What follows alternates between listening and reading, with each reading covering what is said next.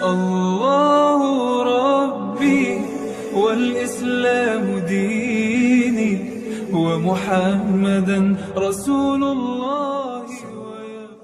Jadi ibadah kita itu mesti sampai ya pada maqam musyahadah, penyaksian diri kita ini kepada Tuhan.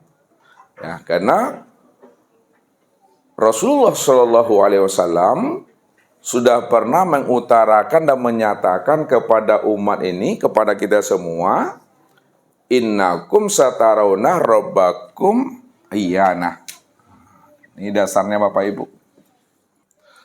Sesungguhnya kamu akan melihat Rabbmu, kamu akan memandang Rabbmu, kamu akan menyaksikan Rabbmu itu iyana. Iyana ini betul-betul terang, betul-betul nyata, betul-betul jelas, sejelas-jelasnya.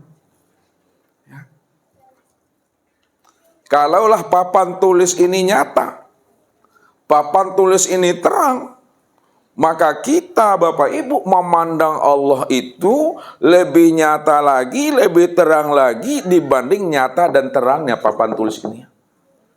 Kalaulah mata ini mampu memandang yang nyata, maka Allah itu lebih nyata lagi daripada apa yang dipandang oleh mata. Begitulah Rasul itu membukakan akan rahasia kewujudan dan kenyataan Allah itu pada sekalian alam dan sempurna kepada diri kita ini. Namun bagaimana supaya Bapak Ibu, kita yang hadir ini mampu menyaksikan Allah yang nyata, lebih nyata daripada papan tulis ini. Allah yang wujud, lebih wujud dari segala yang ada ini. Ini yang dituntun oleh Nabi kepada kita. Apa kata Nabi?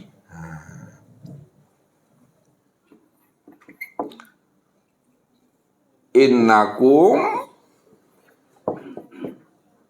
lantaro rabbakum hatta tamutu.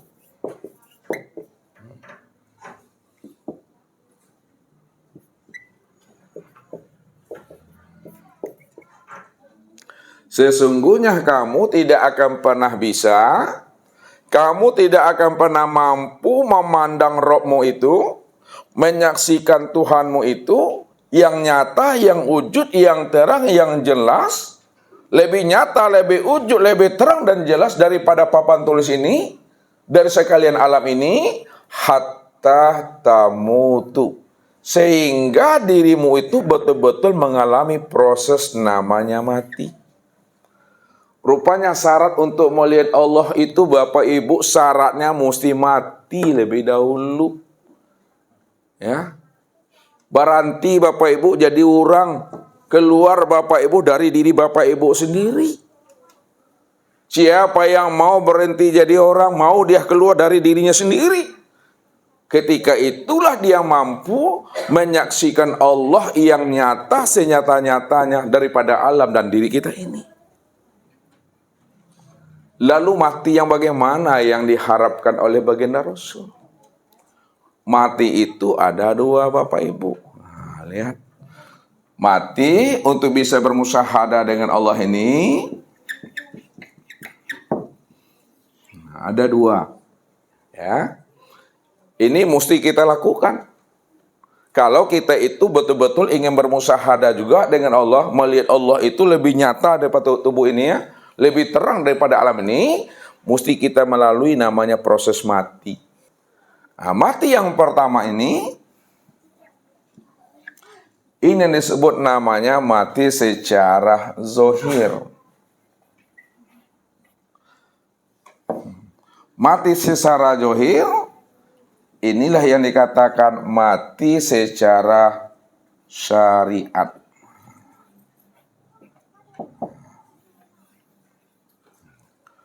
Jadi mati secara zohir, mati secara syariat, yang mati itu adalah tubuh kita ini.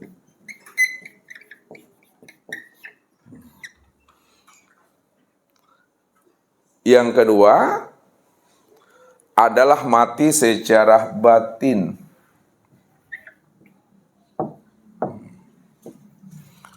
Mati secara batin, inilah yang dimaksud mati secara hakikat.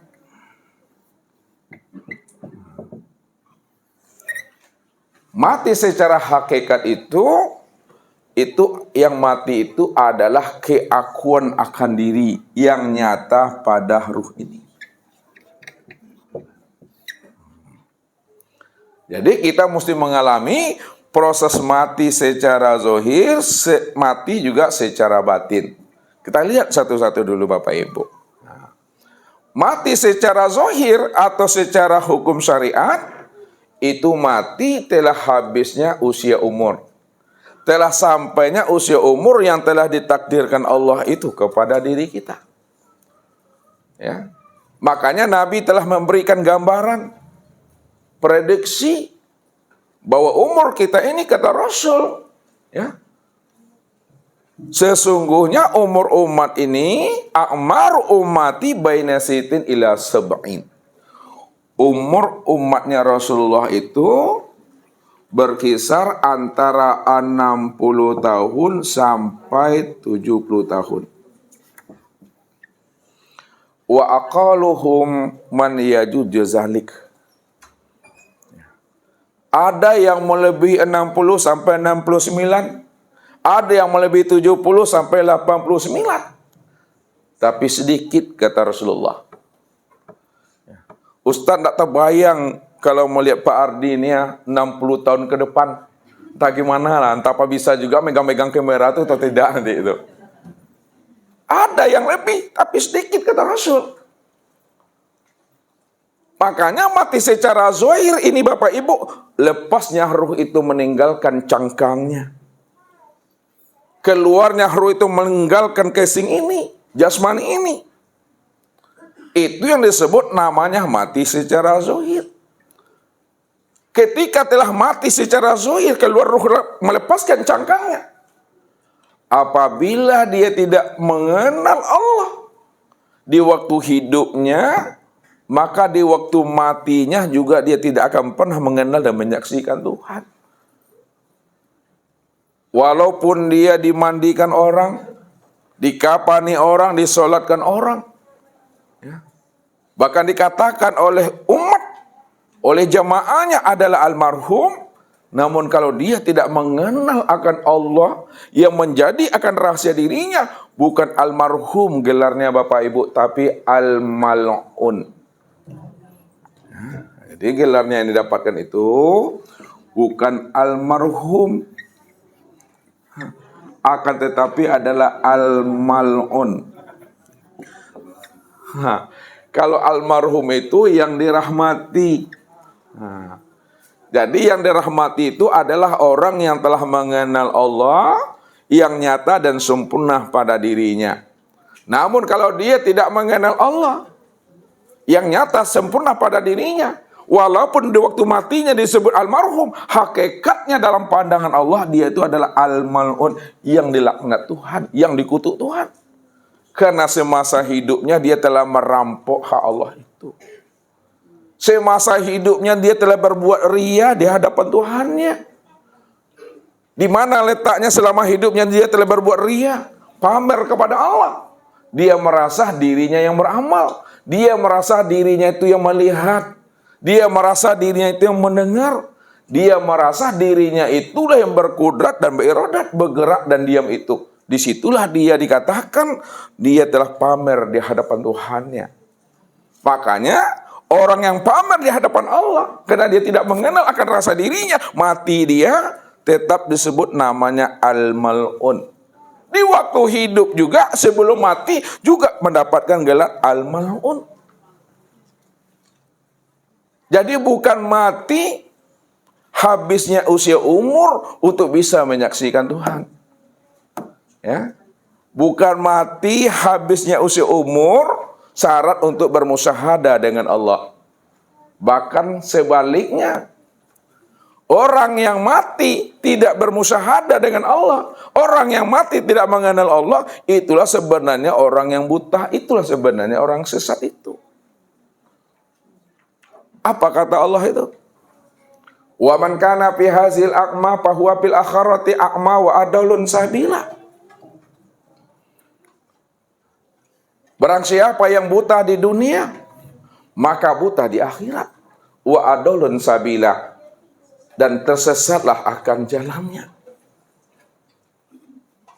Tentunya yang dikatakan Allah orang yang tersesat jalannya itu nanti di akhirat. Bukanlah orang yang buta mata yang ada di kepala ini, tapi butanya mata hati yang ada di dalam dada. Fa innaha la ta'mal absar walakin ta'mal qulub allati fi sudur. Sesungguhnya yang aku katakan buta itu, kata Allah, bukanlah buta matamu yang ada di kepala ini, tapi butanya mata hatimu yang ada di dalam dada. Butanya mata hati yang ada di dalam dada.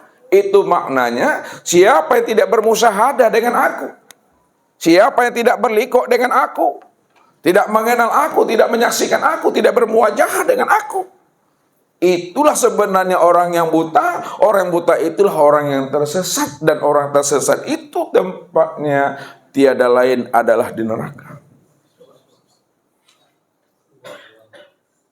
Jadi bukan mati secara zahir, bukan mati habisnya usia umur, namun yang dikehendaki oleh Nabi kepada umat untuk menyaksikan Allah itu adalah mati secara batin, mati secara makna hakikat. Ini yang dikatakan oleh baginda Rasul, mutu qabla anta mutu.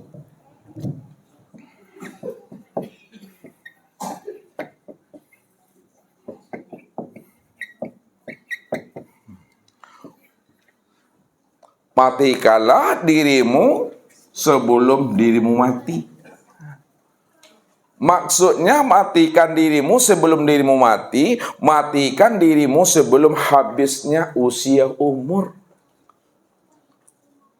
Mati di dalam hidup, mati sebelum datangnya Israel. Matinya sebelum datangnya Israel, sebelum habisnya usia umur, mati sebelum datangnya kematian dan ajal itu maknanya. Matikan rasa keakuan dirimu.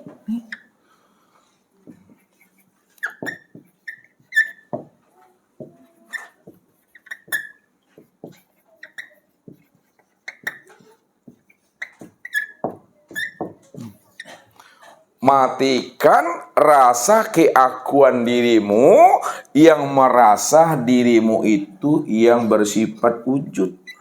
Ini maksudnya. Matikan rasa keakuan dirimu yang merasa dirimu itu yang bersifat sama. Matikan keakuan dirimu yang merasa dirimu itu yang bersifat basar. Matikan rasa keakuan dirimu yang merasa dirimu itu yang bersifat kalam. Matikan rasa keakuan dirimu yang merasa dirimu itu yang bersifat ilmu, yang bersifat qudrat, yang bersifat iradat, dan bersifat hayat.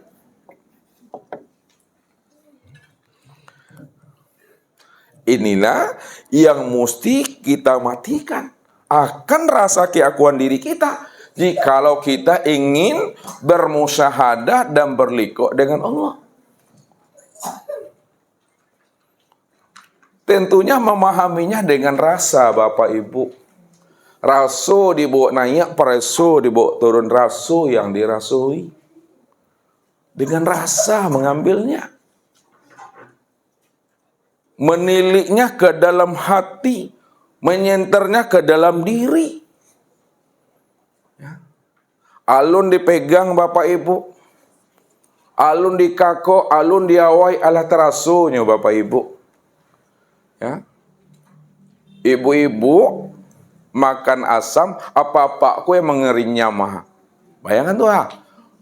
Ibu-ibuku yang makan asam, apa-apaku yang mengerinya mah lele-lele wah. Hah? Pudua lampu malam kau bacarikan lilin. Alun lilin tu bayi duit kan apinya oleh Bapak Ibu. Ala nyatu tarangnya di hati gua. Itu maksud Ustaz tu. Lilin lah tahu kan? Belum lilin tu dihidupkan lagi apinya di dalam hati Bapak Ibu. Di dalam rohaninya Bapak Ibu betul-betul telah terang, telah nyata seterang-terangnya api itu. Ini yang Ustaz maksud.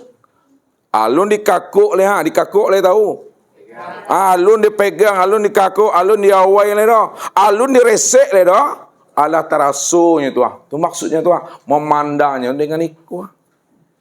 Tak dengan iku Bapak Ibu, kalau dengan iku pandang-pandang laleknya Bapak Ibu. Payah lalu angin kepalunya tu mah. Habis kau ngecek seorang saya tu mah manggigau kawan tu. Iya, manggigau kawan tu. Jauh-jauh datang dari Malaysia, Singapura, pulang ke Malaysia mengapa tu? Ngecek seorang saya. Paning aku. Tak bisa dengan ini. Dengan ini, maka sakitnya itu di sini bukan di sini. Ini yang diingatkan oleh Rasul. Al-qalbu kamislil mir'ah man nazara fihi tajalla rabbahu. Hatinya Bapak Ibu, ruhaninya Bapak Ibu yang telah mendapatkan cahaya nur ilahi, yang telah tertanam nur ke dalam hati. Maka hati Bapak Ibu itulah, kata Rasul, taubahnya seperti sebuah cermin. Seperti sebuah kaca. Cermin dan kaca yang bening. Kaca yang bersih. Kaca dan cermin yang sudah glowing. Kalau kaca itu dah bening, kaca itu dah bersih, kaca itu dah glowing, sudah masuk nur hidayah Allah ke dalam hati, tajalla rabbahu. Maka ketika itulah Bapak Ibu mampu menyaksikan Allah itu senyata-nyatanya, seterang-terangnya, lebih nyata dari segala yang ada ini, lebih terang dari segala yang wujud ini. Kalau mata ini mampu memandang tembok itu nyata, wujud dan terang, maka Allah itu lebih nyata, lebih terang lagi dibandingkan nyata dan terangnya tembok yang kita pandang dengan mata ini. Inilah yang dikatakan Allah. Maka zabal fuad maro'a. Hatinya Bapak Ibu tidak akan pernah dusta dari setiap apa yang dipandangnya. Kenapa hati ini tidak akan pernah bohong? Apa yang dilihatnya? Karena hati ini telah mampu membuka akan rahasia kewujudan Allah. Karena Allah lah yang bersifat wujud. Allah itulah yang tunggal, Allah itu yang ahad. Allah itulah yang awalu wal akhir wal zahir wal batin. Disitulah letaknya Allah itu qiyamuhu binafsihi itu. Jadi syaratnya mesti mati rasa keakuan diri. Kalau belum mati rasa keakuan diri, itu tandanya Bapak Ibu itu masih hidup namanya. Masih jadi orang juga baru namanya, kata Ustaz. Ini yang dikatakan Allah. Bila engkau adalah engkau, maka engkau tak kenal aku. Kalau engkau masih merasa dirimu itu yang wujud, engkau masih merasa dirimu yang bersifat sama basar kalam, ilmu kuda iradat dan hayat, maka engkau tak kenal aku. Tapi bila engkau bukanlah engkau, bila engkau tidak lagi merasa bahwa engkau itu yang bersifat wujud, tidak lagi engkau merasa bahwa diri engkau itu yang bersifat sama basar kalam, ilmu kuda iradat hayat, disitulah kamu bisa mengenal akan aku.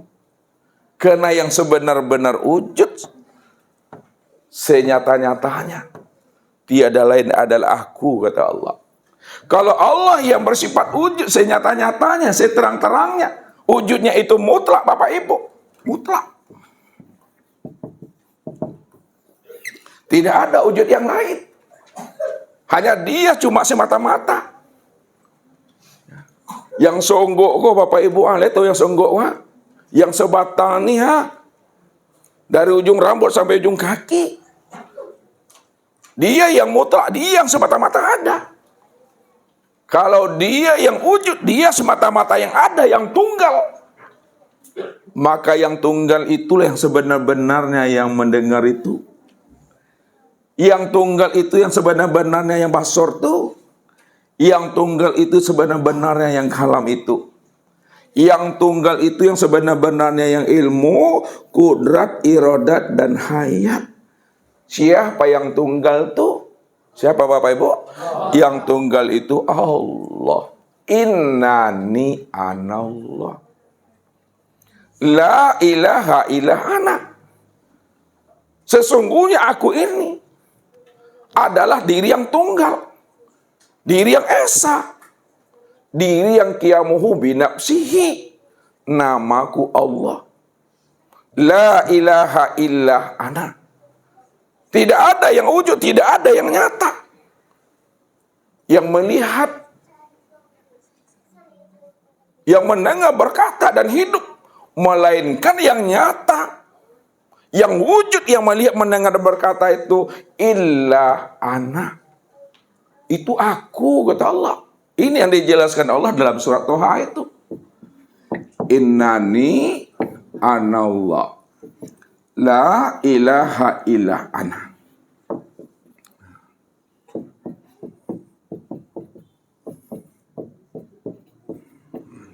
Sesungguhnya aku ini adalah diri yang tunggal. Aku ini adalah diri yang ahad. Aku ini adalah diri yang qiyamuhu binafsihi. Aku ini Tuhan. Namaku itu adalah Allah. La ilaha illa. Tidak ada yang wujud, tidak ada yang nyata. Tidak ada yang melihat dan mendengar. Tidak ada yang berkata, mengetahui, berkuasa, berkehendak dan hidup. Illa ana. Melainkan yang wujud itu aku. Melainkan yang melihat, mendengar itu aku. Melainkan yang berkata, mengetahui, berkuasa, berkehendak dan hidup itu aku. Aku cuma yang ada. Maka dirimu itu tiada lain adalah kenyataan untuk memandang diriku. Begitu Allah berkata dengan Bapak Ibu, maka resapi di dalam hati. Inna rabbaka ahatta binas. Ini surah apa nih Bapak Ibu? Rami surah apa nih? Lupa? Lupa atau tidak tahu? Tidak tahu, bukan lupa. Belum pernah disebut. Ini surat Bani Israel. Ayat 60. Inna rabbaka ahatta binnas. Sesungguhnya Rabbmu itu ahatta. Meliputi binas. Meliputi diri sekalian manusia. Bahasanya kalau diresapi dengan dada. Aku ini, diriku ini sudah meliputi akan dirimu. Itu maksudnya tuh. Kenapa diriku ini sudah meliputi akan dirimu? Karena dirimu itu adalah bahagian diri aku. Kalaulah dirimu itu adalah bahagian daripada diriku, maka dirimu itu tiada lain aku. Kalaulah dirimu itu tiada lain adalah aku, maka dirimu itu sebenar-benarnya aku itu Tuhan. Sadari itu, pahami itu. Ini Allah suruh kita berpikir. Awalam yatafakkaru fi anfusihim balil insanu ala nafsi basyira. Aku beri kamu kecerdasan rohani, aku beri kamu kecerdasan akal fikir. Aku bukakan rahasia diriku bahwa aku sudah wujud dan nyata pada dirimu wa fi anfusikum. Tapi kenapa tidak kamu pikirkan, kata Allah? Kenapa tidak kamu mau menilik, menyilau dan menyenter siapa dirimu yang sebenarnya? Kalaulah kita mau menggunakan waktu sedetik saja dengan kecerdasan rohani dan akal fikir, insya Allah Bapak Ibu mampu mengenal siapa si akmal diri yang ada pada diri Bapak Ibu. Siapa sejati diri yang wujud dan nyata pada diri Bapak Ibu. seakmal diri, sejati diri yang telah nyata dan wujud pada diri Bapak Ibu itu, dia adalah anak aku. Allahu Rabbi wal Islamu dini wa Muhammadan Rasulullah.